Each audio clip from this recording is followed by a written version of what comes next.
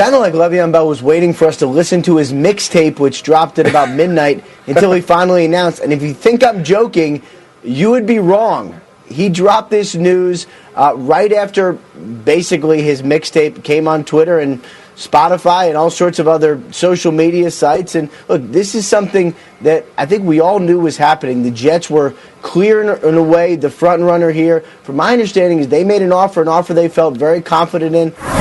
Breaking news from the NFL, a blockbuster involving Odell Beckham Jr.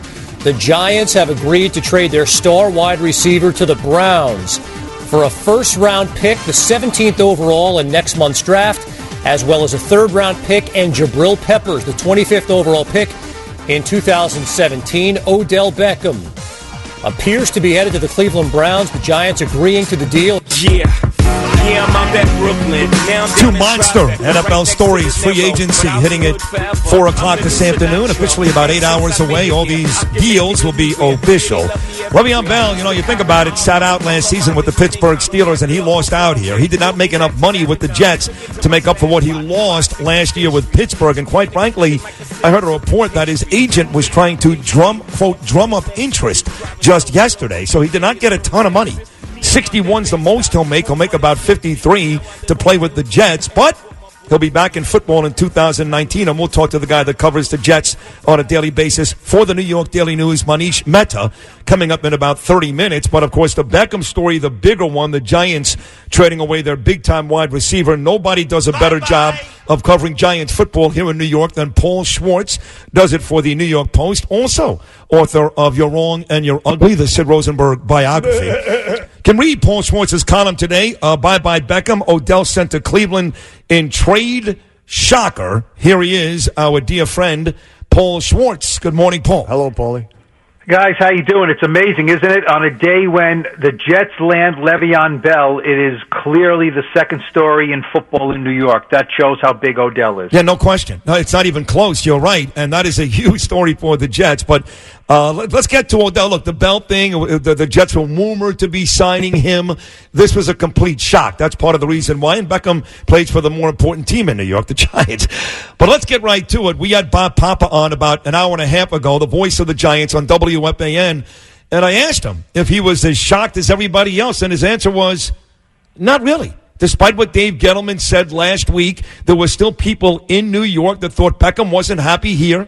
The Giants really weren't happy with Beckham, and that this was always a possibility. I didn't get that sense from reading your column in the New York Post this morning.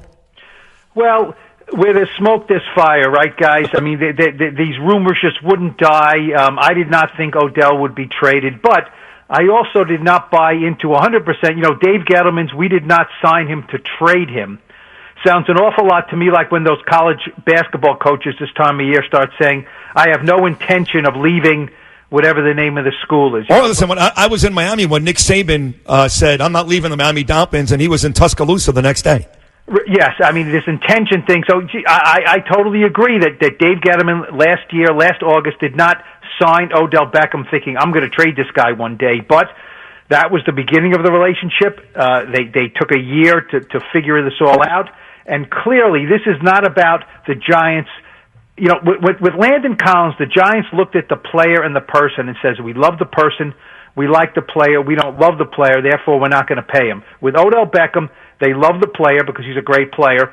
They did not love what the person was and what he was doing to the team, and that's why, more than any other thing, this trade went down. Well, what was he doing, Paul Schwartz? Listen, we know he's, we think anyway, my perception is he's a perpetual malcontent, a drama queen. He's trouble. When things went bad last year, he started bad-mouthing the Giants. But that was all underplayed by most sports observers. I mean, I didn't hear much. This must just be the tip of the iceberg with this guy, Odell Beckham Jr. There must have been some stuff behind the scenes that caused them to get rid of him. Well, you know what, Bernie? You're right. You're right with this. And I have to admit, I underplayed some of this. I see Odell as a good teammate. Now, this is not a popular move in the locker room. The players liked him. This is not a bunch of guys getting together in the corners of the locker room saying good riddance to this guy.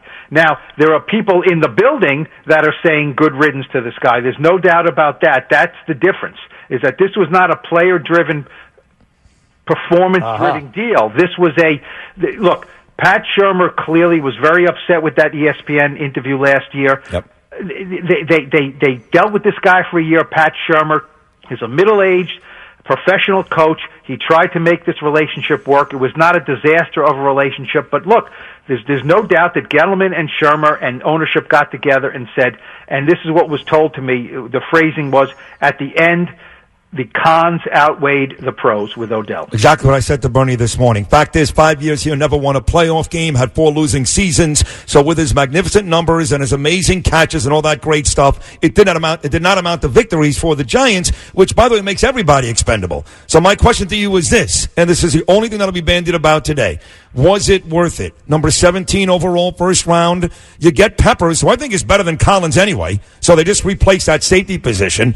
But the contention seems to be that second pick in the third round, number 95 overall. Why didn't the Giants get the earlier pick in the third round? That's where people seem to be upset. Do you think the Giants got enough in return? Well, I at first glance said there's no question. I looked at this and was not blown away. I felt the Giants needed to be blown away. If there was a second-round pick in there, certainly the higher of the 2 third-round picks the Browns had would have been more attractive. But you know what? Look what the Steelers got for Antonio Brown. I mean, that was a clearly devalued situation. Everyone knew they had to trade him. The player devalued himself. He got more money out of it, no question, but he lowered his value in the trade market tremendously. And for folks that don't know, by the way, the Steelers only got a third-round choice and a fifth-round choice in return for Antonio Brown, whose numbers have been every bit as good as Odell Beckham. I mean, that was just a complete dump by the Steelers that said, we have to get rid of this guy, we have no choice. This was not the case with the Giants. I was not blown away by it. Now, if Jabril Peppers is a better player than Landon Collins, as you say, Sid, then this was a better deal, because I don't know if that's the case with Jabril Peppers yet, but it fills a need. Look, Odell is the most dynamic player. Who the Giants get at 6 and who they get at 17, Odell is a dynamic, great player. But now let's see if the Giants can methodically build their roster now and start getting smart with some of these moves. And they move on from Odell, who was, no question, a complete lightning rod in the organization, and they didn't want to light that lightning rod anymore. Just a sidebar, Paul Schwartz from the New York Post. Jabril Peppers from East Orange, New Jersey, went to the world-famous Don Bosco Preparatory School out there High too, yes. in Jersey. So a local boy coming home. But anyway, let me ask you this question. Your colleague Steve Serby and other people are saying it's time for Eli Manning to go now and start anew. What do you say, Paul Schwartz? Well, look, I mean, there's no question the rebuilding team and the 38-year-old quarterback does not mesh. I don't think Eli is going anywhere. He has a $5 million roster bonus due to him on Sunday, okay? So this is not going past that by any stretch, because they're not going to hand the guy $5 million and then say the next day you're out of it. And if that's the case, then where do I sign up for that, right? Here's $5 million and now you have to retire. I'll do it right now. Here's what I think. I think the Giants now, with getting rid of Odell and clearly in a different mode, they need to get that quarterback of the future now. They can't wait. Right. And so whether it's Dwayne Haskins, whether they trade for Josh Rosen, which I think is a very attractive option, they need to do that now. And with that, I believe Eli will be on this team. He will ride out his last year, and then they will but they can't come back with Eli Manning and Alex Tanney and Kyle Oleta and just say we have the same 3 quarterbacks. Here we go again. They're not going to do. I mean, it's easy. It's easy for Serbia to say that. I mean, there's no market for Eli. Bottom line, we talked about Jacksonville last year. They just gave Nick Foles $88 million. I know he had a good statistical season last year, Eli, but there's no market for 38-year-old quarterbacks. So when Serbia says you got to get rid of Eli, who wants him? I mean, you're better off just letting him play a couple of games this year, groom your next quarterback, and really worry about 2020 as the future with Barkley as the organization. It's not like there's a line of teams out there who want Eli Manning. There's no question. It's not a trade scenario, but you can just say, look, Eli, we love your service. We love you. You're in the Ring of Honor. Great. But we're letting you go now, and now we have $17 million for who? In salary cap. But for who? Who's going to play? You don't trade him. You just cut him. But who's going to play then if you cut him? Who's the quarterback? Well, then you get Josh Rosen, you get Dwayne Haskins, or you sign some mid-level guy. Here's my take on that, Sid, is that what good is that $17 million in cap space? Free agency is basically over, right? You've let all these teams buy all these premier player. So that makes no sense. If they were going to cut Eli Manning, they had to do it before this week, and now they can go in the market and sign some guys. So that makes no sense, and I think Eli will be back. Just one final question, Paul Schwartz from the New York Post. Odell Beckham Jr., let's go to him. He spoke to Kim Jones. He said he was still digesting all this. Do you think he's happy this morning, or do you think he feels like he was betrayed?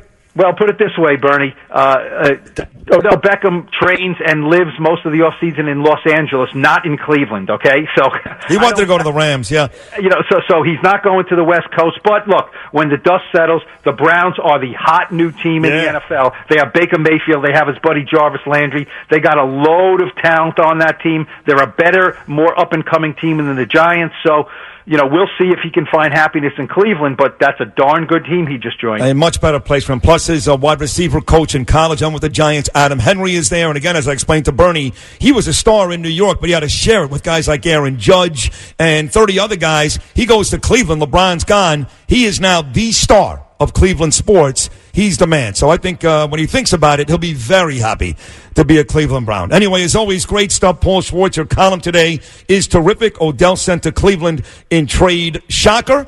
And have fun with the Giants. Next couple of weeks should be fun. Free agency hasn't even started yet, right, guys? Amazing. It is amazing. That's right. What a day. And then the draft coming up next month. And the Giants, of course, now with 2 first-rounders, picks number 6 and 17 overall. As always, Paul Schwartz, great job. We'll take a short break. Manish Mehta talks about the Jets coming up in about 30 minutes. More of Bernie and Sid right after this.